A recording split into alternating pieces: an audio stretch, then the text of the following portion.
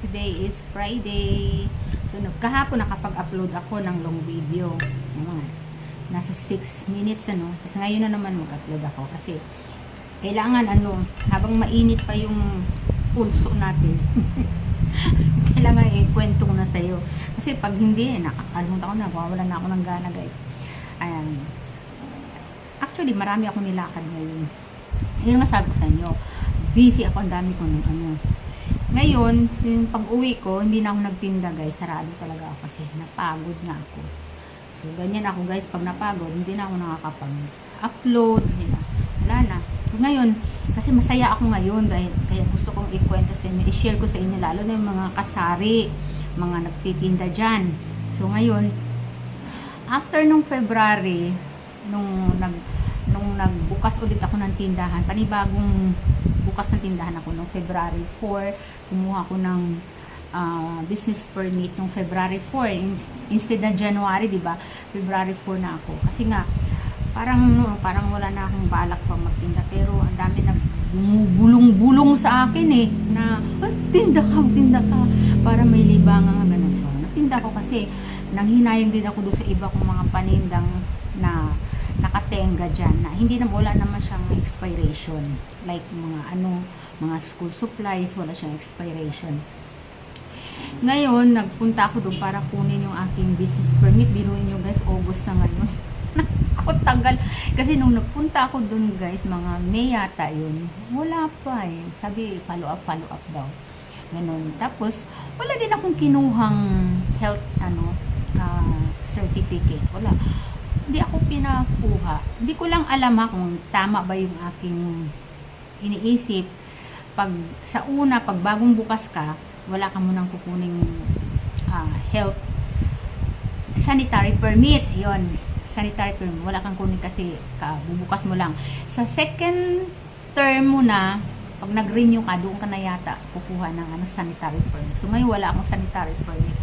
Pero may another requirement yung mga fire extinguisher. So, nakabili na ako may fire extinguisher.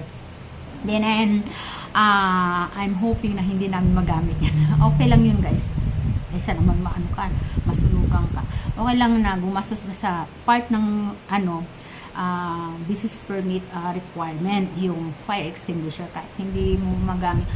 So, hindi tayo mag-iisip na magamit sa sunod. Ayaw natin may mangyari sa natin no bahay. So, dyan lang siya. So, pero yan, 1 year lang daw yan paparefillan mo yan, mawawalang visa na siya after 1 year. Refill na lang siya ng 800. Yan, yun na lang. Mura na kasi 2,500 yan. Yung tangke at saka yung laman is 2,500. So, ngayon, dahil may tangke ka na, yung refill na lang, 800. Mas mura na. So, ito na. Balik na tayo, guys. Ang dami kong pinuntahan ngayon. Actually, maaga ako nagpunta. Niisip ko. Kasi, sahod ko ngayon Sasahod ako doon sa pension ko. Ganyan. So, hindi ako hindi mo na ako dumot-dot sa ATM. Kasi may pupuntahan pa ako sa bayan sa Marikina nga, pupuntahan ko yung business permit ko. Ayoko may dalang pera. Kasi hindi mo na ako dumot-dot. Punta ako doon. Maganda ang lakad ko ngayon, guys, ang ganda. So, nung kaninang umaga, nung paalis na ako, napadaan ako dun sa may new opening na naman dito, guys. Kapitbahay lang namin, DIY. Nagpunta ako kanina doon, kaso wala akong dalang pera. Tiningnan ko lang, wala akong balak na bumili kasi wala naman akong kailangan bilhin doon. So, nag-iisip na talaga ako ngayon, guys, paano tayo makatipid ngayon. Huwag tayong mga very impulsive ba, na hindi nag-iisip, bili ng bili, nakita mo lang na hindi mo kailangan, bibilhin mo. So, tingnan lang ako kasi bago ang bango-bango. Akit ako sa taas. Bawal mag-video. Kasi may mga nagbabantay. Bawal mag-video sana ako video ko sana yung mga nila doon, mga paninda. So, sandali lang ako, wala pang 30 minutes, 5 minutes lang yata at umalis na ako. Nag-abang na ako, punta na ako ng bayan. Sus, ginoo ko. Pagdating dito sa may Concepcion, papuntang Concepcion pa lang. Ang traffic, ang tagal-tagal, guys. Inaantok na ako. Ang tagal namin, hindi kami makaalis-alis. Siguro may 30 minutes na nando lang kami nakahinto. Hanggang sa nakawala na. In other words, nasa bayan na ako. Diniretso ko agad yung business permit. Pag sabi ko sa loob ko, hala, napatingin ako sa paa ko, guys. Nakachinelas lang pala ako. Baka hindi ako papasukin. Alam mo naman sa Marikina. Ano yun? Panahon yun ni Fernando. Ex-mayor Fernando nun. Bawal lang nakachinelas pag pumunta ka sa office, sa munisipyo, sa mga ganon, mga opisina. Nakachinelas ako, guys. Sabi ko, dumi pa ng kuko. Sabi ko, di bali na, sakaling sabihin, bawat po nakachinelas. Wala tayong magagawa, guys. Uwi na lang ako. So, sabi ko, sana lang. Hindi na, iba naman ngayon ang mayor. Mabait na yung mayor namin ngayon. Si Mayor, si Maan Chodoro po, ang ating asawa ni Mayor Marcy Chodoro. Pagpasok ko doon, diretso agad ako sa ng permit. Exempted po ba? Tanong sa akin. Oo po, exempted. Sandali lang Kasi hindi ko, paano kaya yung sanitary? Diyos ko, magpapa-x-ray pa ako, magpapa-urinalysis pa ako. Nasa isip ko Mami, ito na po, ma'am. Okay na po. Ayan. Okay na. Maiwan ko na pala ito. Sige, salamat. Diyos ko, tuwan-tuwa ako, guys. Nakuha ko na yung business permit ko. Ayun, naikabit ko na dun sa harap ng tindahan ko. Diyos ko, tuwan-tuwa ako. And then, after that, kumain ako. Kasi na yun, alas 12 na. Alas 12 na, guys. Kumain muna ako sa Jollibee. Kaya yung nag-upload ako sa shorts video ko, yung lunch ko dun sa hindi pala Jollibee, sa Chowking pala yun, guys. Sa Chowking ako kanina nag-lunch. Then after nag-lunch ako, namili na ako ng paninda ko sa tindahan. Para sa tindahan ko, like yung mga pentel pen, yung cartolina, mga ganun. Tapos yung mga mga sour candy na hinahanap ng mga bata. Yung konti lang yung pinamili ko. Mostly ay mga pang whiteboard, pentel pen, mga ganun. Tapos bumili din ako ng pantalo ng anak ko, pang reserva, pang palit-palit na pantalon niya. Kasi, guys, isa lang talaga uniform ng anak ko, guys. Isang pantalon at isang polo. Ang ginagawa namin, guys, nilalabhan niya. Ngayon, minsan wala siyang time na nagre-review. Minsan ako naglalaba. Hindi na ako makalaba, guys, ng kamay ko. Masakit na yung kamay ko. Kasi mayroon akong gout.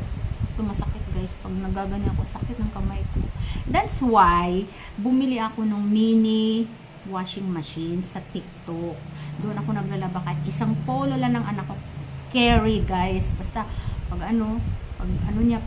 hubad niya ganun, labhan agad para para maisampay na.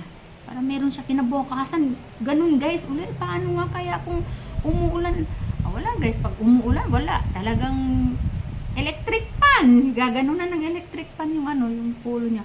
Wala din mabilhan sa palengke. Naghanap din ako kanina. Ikot ako ng ikot.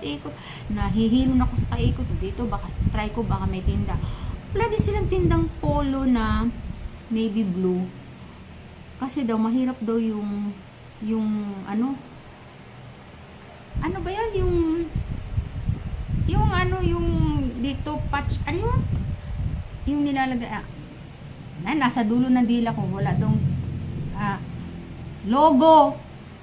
Mahirap daw yung logo, hindi daw makakita sila na gano'n. Kasi ang logo doon malaki. So, wala, pantalon lang pantalon lang ang aking nabili. So, nakabili na ako ng pantalon niya, okay. Kasi, alis na ako. Mag-aabang na ako sa sakit. Bigla akong naisip, punta pala ako ng sa OSCA, no, sa mga senior. mag-a-apply ako ng social pension. Magkagaling guys, so pag ko, tinanggap agad ang application ko. Tapos Xerox copy ng senior ID. Sinabi na siya, sige, follow up niyo po sa birthday niyo next year. Mga next year na po ito ha, sa birthday niyo, i-follow up niyo. So, ay, ang galing! Pa-birthday, sana totoo, no? Sa birthday ko, may matatanggap tayong social pension. Ayan, so, tuwan-tuwa na naman si lola niyo. Wala na, yun na. Pagka-ano ko guys, ang ganda talaga ng lakad ko ngayon. So, umuwi na ako, ayun, sumakay na ako ng jeep, ayun. After nung pagsakay ko ng jeep, baba ako sa may Pure Gold. Namili naman ako ng ibang paninda sa Pure Gold, dun, malapit sa amin. Ayun na. Hanggang saan, hindi na ako nagbukas ng tindahan guys, sobrang pagod ko. Grabe yung pagod ko. Nakatulog nga ako kanina dyan, habang nanonood ako yung TV series na pinapanood ko, hindi ko na nga naintindihan. Gigising ako, tapos pag ganun ko, ay, tapos na. Ay, naku, susunod na TV series. Ayan. Wala. Talagang bumabagsak ang ko, pag ganun-ganon ang mata ko. Wala, hindi ko naintindihan. Ulitin ko na lang maybe tomorrow. Ay, hindi. Alis na naman ako bukas, guys, para ibalik yung pantalon ng anak ko. Masikip sa kanya. 32 yung binili ko. Diyos ko po, napakasikip sa kanya. Baka 35 daw. Baka nga, eksakto na yung 35. Kung maluwag man, mayroon namang belt.